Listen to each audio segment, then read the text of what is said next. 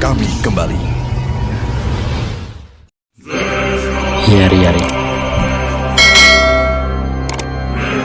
Selamat datang di konten spoiler. Jadi kalau kalian gak suka konten beginian, silakan close video ini. Tapi jika anda semua gak masalah di spoiler, siapkan cemilan, pasang posisi rebahan, dan mari kita mulai videonya. Juragan.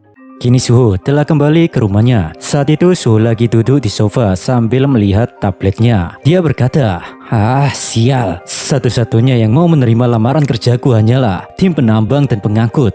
Yari, mau gimana lagi? Tidak mungkin juga ada kelompok yang menginginkan Hunter Rank E dalam sebuah raid dungeon. Lantas Beru bertanya, Monars muda, bagaimana kalau anda melakukan evaluasi ulang? Suho menjawab, bodoh sekali kau Beru. Jika aku melakukan itu, maka para wartawan dan asosiasi Hunter akan semakin memperhatikanku. Dan aku tak mau terlibat hal merepotkan seperti itu. Jadi seminimal mungkin segala informasi tentangku tidak boleh diketahui oleh publik. Karena kau tahu sendirilah Beru, utusan Itarim itu sudah ada di bumi. Dan aku tak mau mereka memanfaatkanku untuk membuat ayahku menyerah. Terlebih lagi, jika aku tak bisa mengalahkan Lee Min Sung, maka dengan kata lain sangat mustahil juga aku berhadapan melawan utusan Itarim.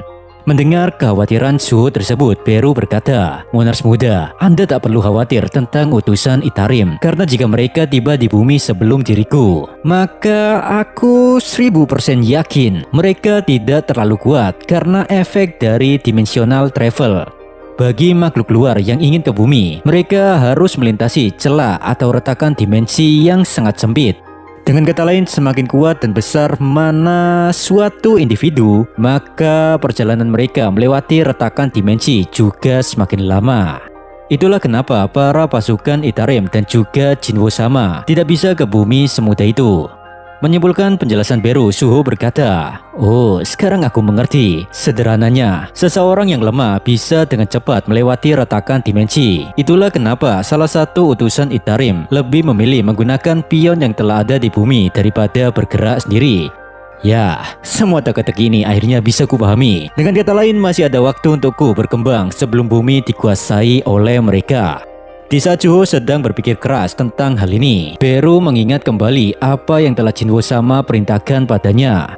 Saat itu Beru sedang berlutut di hadapan masternya. Di situ Jinwo berkata, Beru, untuk sementara waktu aku tidak bisa kembali ke bumi. Jadi semua urusan di sana aku serahkan padamu. Jika kau memerlukan bantuan, bawalah kunci ini. Aku yakin Jinho dengan senang hati membantu Suho. Berpikir ini saatnya menggunakan kunci itu. Beru pun hendak mengusulkan hal tersebut pada MC kita. Namun sebelum Beru mengatakannya, Suho tiba-tiba berteriak histeris. Dengan bahagianya dia berkata, kenapa baru sekarang aku kepikiran ya? Kenapa cara sesimpel itu tak terpikirkan olehku? Jika aku ingin masuk ke dalam dungeon tanpa melanggar aturan dari asosiasi, maka Paman Jinho lah yang bisa membantuku kan? Aku pintar sekali ternyata. Keesokan harinya, Suho langsung menemui pamannya yaitu CEO dari Ajin Software. Perusahaan ini dibangun oleh Yo Jinho dari keluarga Chaebol Korea Selatan. Jinho menciptakan sebuah game VR yang berjudul Beautiful World. Game ini sangat populer sehingga bertahan di tempat teratas sejak perilisannya yaitu 4 tahun yang lalu. Pengguna game ini sudah ada 12 juta user dari belahan dunia. Di perusahaan yang dituju, Suho pun sudah ditunggu oleh salah satu staf di sana. Kita sebut saja om-om ini namanya Park Yong. Di situ Park Yong langsung mengantarkan Suho menuju ruangan CEO Yo Jinho. Dalam diamnya Suho bergumam, ini pertama kalinya aku mengunjungi perusahaan paman. Tapi kenapa ada banyak sekali orang yang telah terbangkitkan di sini ya? Lihat Suho yang melongo terdiam begitu, Park Yong pun berkata, kau pasti bingung kan? Kenapa banyak karyawan kami seorang awaken? Perlu kau tahu, tidak semua orang yang telah terbangkitkan mau meresikokan hidupnya ke dalam dungeon. Oleh karena itu kami menggaji mereka dengan harga yang tinggi. Makanya orang-orang awaken mau menjadi karyawan sekaligus pengawal di tempat ini. Belakangan ini juga perusahaan kami mengerjakan sebuah proyek dan membutuhkan beberapa kekuatan dari orang yang telah terbangkitkan. Tapi untuk detailnya, itu rahasia.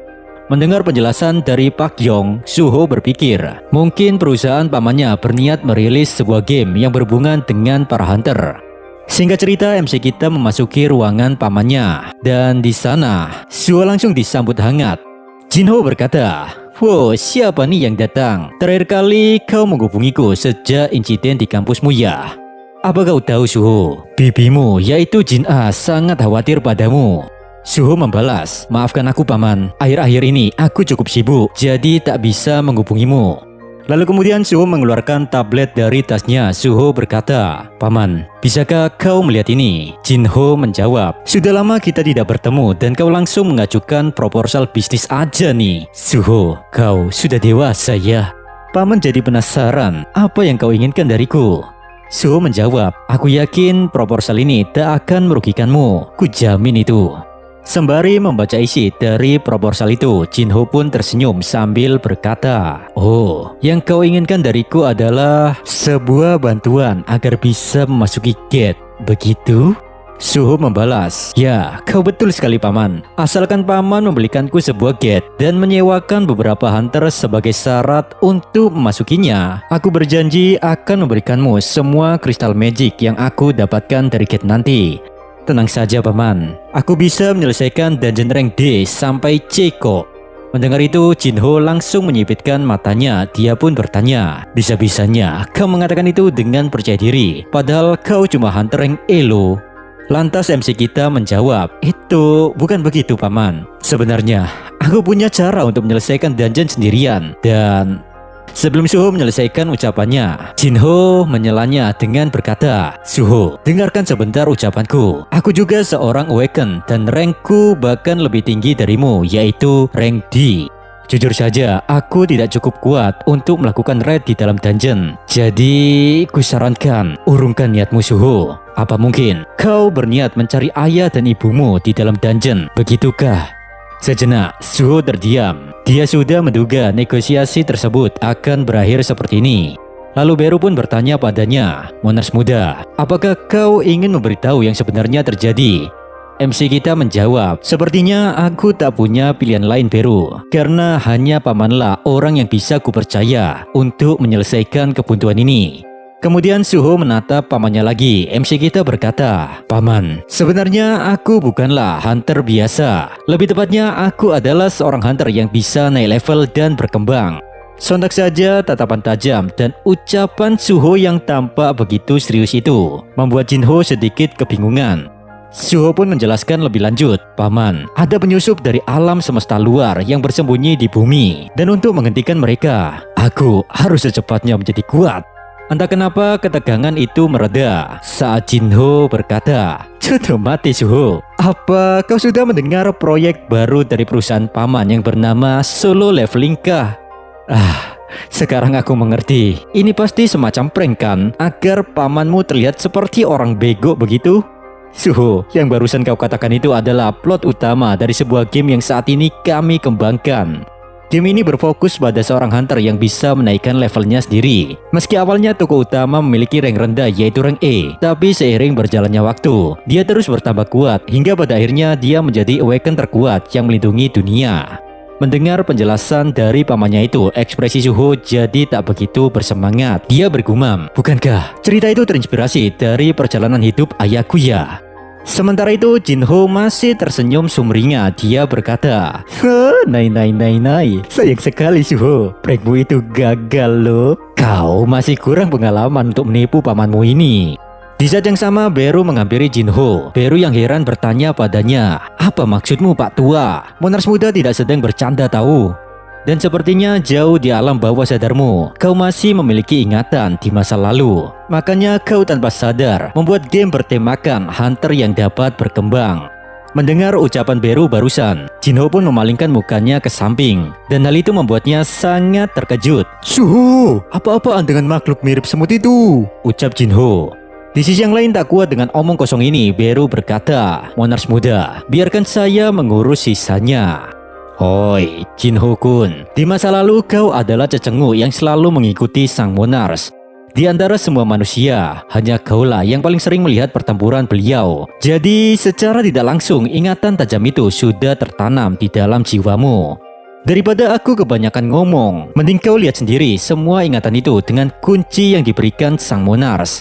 Setelah mengatakan itu, Beru menusukkan kunci itu ke jantung Jinho.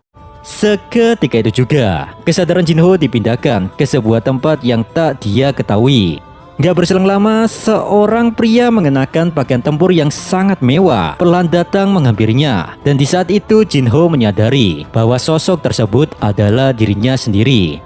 Entah mengapa siluet ingatan yang terlupakan muncul di kepala Jinho, di mana dalam ingatan tersebut Jinho diperlihatkan kembali dengan timeline masa lalunya, yaitu saat pertama kali dirinya bertemu dan menjalin ikatan persahabatan dengan Hunter SJW. Setelah mengetahui semua ini, air mata Jinho tak bisa berhenti keluar. Dengan isak tangis dan nada yang begitu sedih, Jinho berkata, "Kalau begitu, dunia ini sudah dan Jinwo-san. Tidak, untuk menyelamatkan beliau, aku harus." Di tengah monolog yang Jinho lakukan, Suho bertanya pada Beru, "Oi Beru, apa yang baru saja kau lakukan padanya?"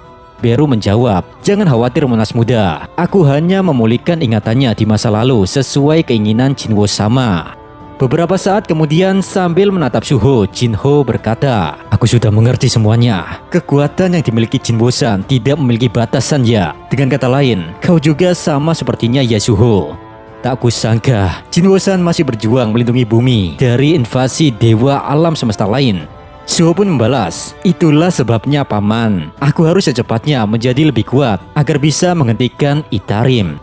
Lalu Jinho pun bertanya, "Suho, seriusan nih? Situasinya sudah sedarurat itukah? Dan kau masih membawakan sebuah proposal bisnis?"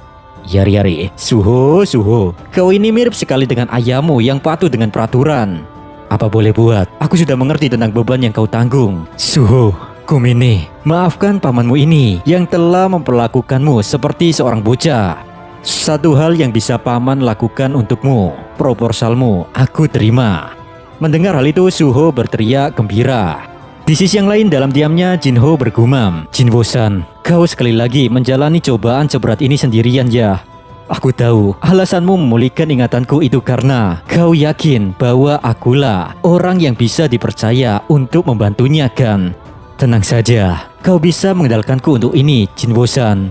Ya, aku akan melakukan yang terbaik untuk membantu anakmu."